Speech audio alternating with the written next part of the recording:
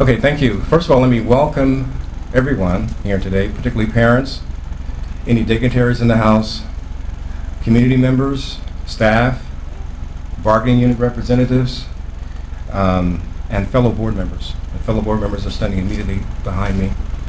I want to welcome you to this press conference announcing the new superintendent for Sacramento City Unified School District. The process we've gone through for the past several months has been transparent, inclusive, open, thorough search process. And to witness that, we have one of our screen down committee members with us standing here. I won't mention any names, but she's here. And she did a really good job serving with Mr. Kennedy and I on that committee. As we move forward as a district, and it's very important that we move forward together as a team, our emphasis will be placed, in my opinion, speaking as a board representative, on all students. And I want to make an emphasis of that, all students. We need to assure that all students are receiving what they need to receive to be successful. We also need to go forward and assure that authentic parent engagement is a part of the process going forward. And I put the emphasis on authentic. Additionally, all of that and other things will be based, in my opinion, on data-driven. We're looking forward to an emphasis on diversity. Diversity of thought, diversity of engagement, and diversity of action. And look forward to speaking of community in its broadest context. And so, with that as a backdrop, I would like to welcome Mr. Jonathan Raymond to you and to this community as the new superintendent of the Sacramento Unified School District. Mr. Raymond.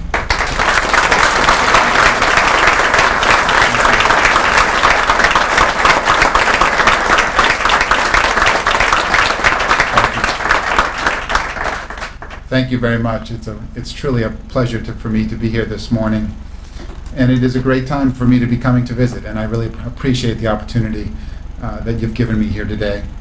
It's great to be out here even for a short visit like this, and I'm really looking forward to being here full time very soon. It's my first media briefing with all of you, but certainly not my last.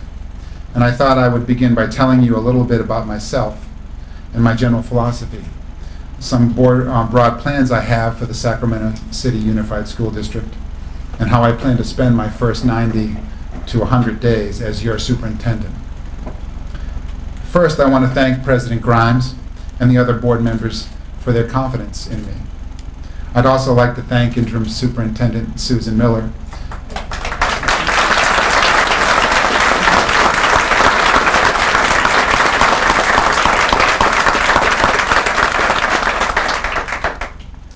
and the rest of the staff, many of them who have joined us today, for their wonderful and terrific service to the children of this community.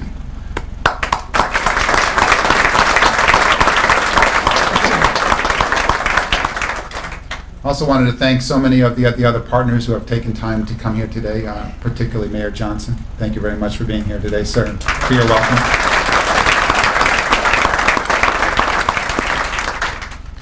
I had the opportunity to visit Sacramento in December of 2007 and fell in love with the city and the area at that time.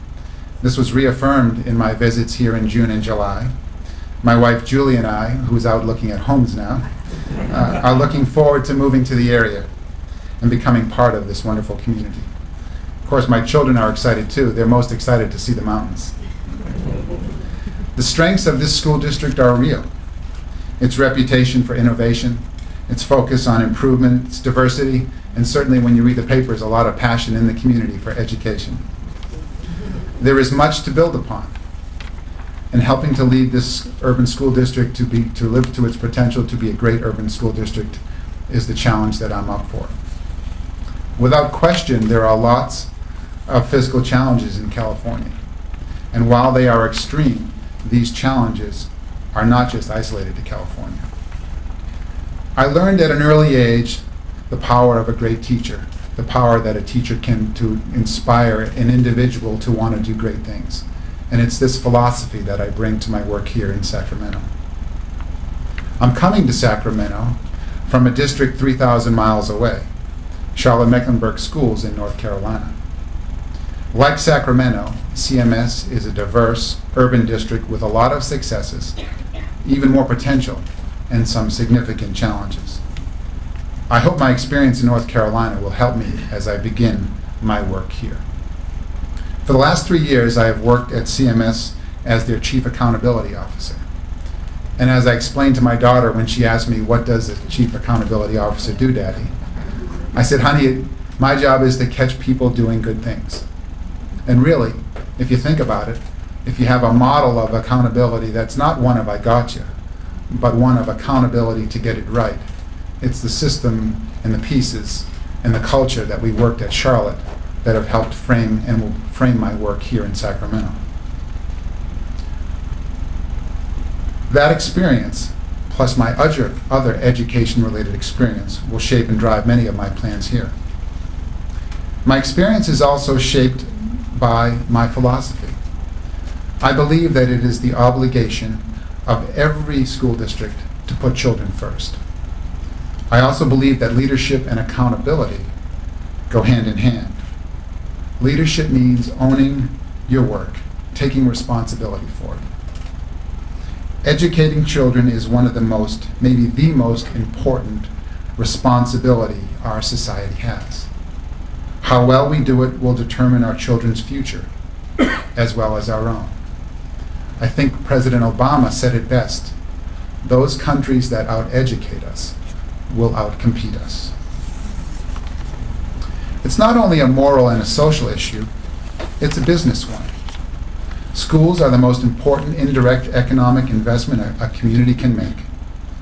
How well our schools go determine the future for all of us. So my philosophy is that children come first, and adults have a responsibility to educate children well. To do that, I think we need to make sure we meet some important general standards. They are transparency, accountability, and a culture of collaboration. I'm going to talk about each of these in a little more detail. Transparency means sharing information with all of the people who are involved in children's education.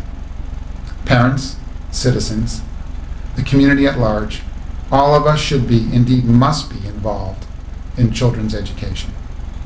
We can't expect people to support something they don't understand or know much about. So as a district, we have an obligation to be transparent, to share information, and to be honest and straightforward with parents and the public. The next big standard is accountability. Accountability is more than just numbers on a page or scores on a test sheet, although those are important too. Accountability means all of us in public education taking responsibility for our work. We must make sure that work is effective and efficient, that schools are well run, and children are learning and achieving. I believe that adults must be held responsible for their work. And I also believe it is important that they have the support that they need to be successful.